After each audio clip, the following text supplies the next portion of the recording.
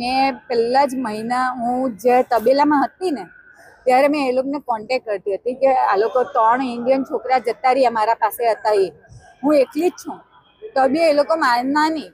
મેં કે અત્યારે બીજા આવશે, કોઈ આવ્યા નહીં. તો બી મેં 7-8 દિવસ 5 દિવસ કામ કર્યું ને, બીજા એમ રહી 2-3 દિવસ. પછી એ લોકોએ રાજીનામું મૂક્યું. પછી મેં એમ કીધું કે ભાઈ મને પેલા વિપુલભાઈને કીધું કે તમારી પાસે મને બોલાવી લો, નહીં તો બીજી જગ્યાએ બીજા છે એમની પાસે મને મોકલી આપો. કોઈ મને હરખો જવાબ નહીં આપતા હતા.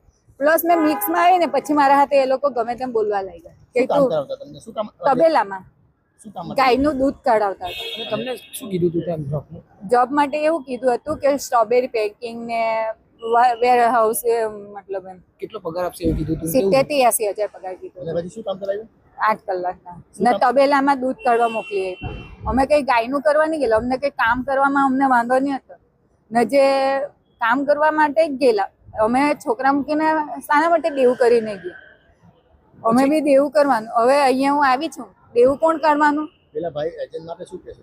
હું એજન્ટ માટે એમ જ કહું કે મને મારા પૈસા મને પૂરા જોઈએ, પ્લસ કે આવી રીતે કોઈને ફસાવતા નહીં ને કોઈની લાઈફ ખરાબ નહીં કરતા. કેટલા રૂપિયા આવ્યા? મેં 5.5 લાખ કેસ આપેલા એજન્ટ. મેમ બીજા લોકોને આ રીતના મોકલાય છે એને લઈને શું કહેશો જતા હોય છે? હું તમને આના માટે નેક્સ્ટ ટાઈમ હું તમને વાત કરીશ કે બીજા ત્યાં બહુ બધા ફસાયેલા છે અને જે આવીને જાય છે, બીજાએ મને હેલ્પ કરી. એ લોકોનું ખોટું એ લોકો નામ બી ખરાબ કરે છે મારા માટે. બીજાને શું સંદેશો આપશો જે આવીને જાય છે અને ખોટું કરે? ના, એજન્ટ લોકોનું કહેલું થોડું બી નહીં માનતા ને એ લોકો ફસાવીને મોકલશે પણ તમારી લાઈફ ત્યાં ખરાબ થઈ જશે. આજે જ મને પ્લેનમાં પંજાબના ને રાજસ્થાનના ને છોકરા લોકો સ્ટુડન્ટમાં ગયેલા ને, એ પોતે કહેતા હતા કે ત્યાંના વ્યક્તિમાં 40,000 ને 50,000 પગાર નથી, તો આપણો તો હું અહીં આટલો બધો. એવી રીતે મને ગુડ કરીને લોકો મને આજે એ કરતા હતા.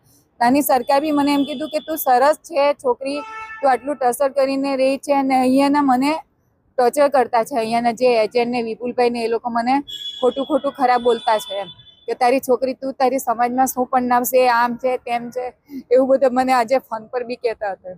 એટલે આજે ખુશી કેટલી આવી ગઈ? હા, ખુશી તો આવે ને. હું ઇન્ડિયા આવી છું તો મારા છોકરાને મળીશ, મારી ફેમિલીને મળીશ તો